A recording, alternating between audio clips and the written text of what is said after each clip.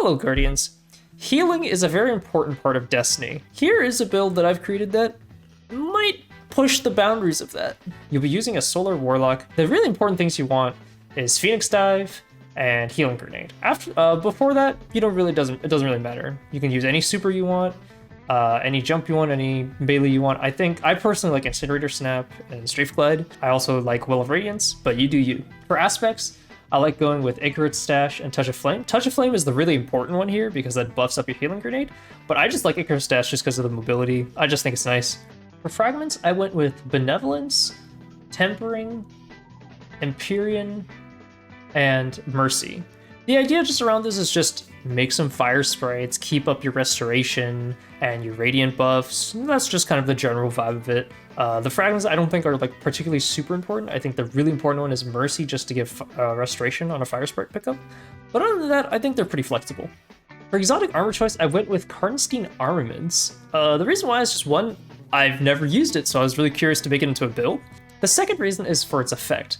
Melee and finisher final blows instantly grant cure and provide restoration for a short duration.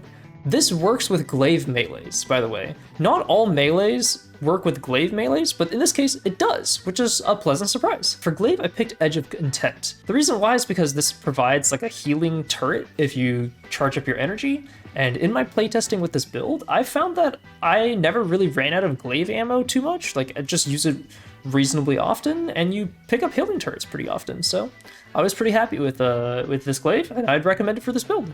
For mods, something like this would work just fine. The goal for this is some grenade uptime. That's what the grenade kickstart is, so I'm just kind of leaning to that as Orbs of Power.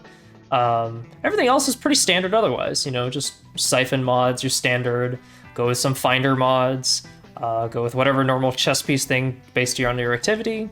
On your legs, you're looking for Innervation to reduce your grenade timer.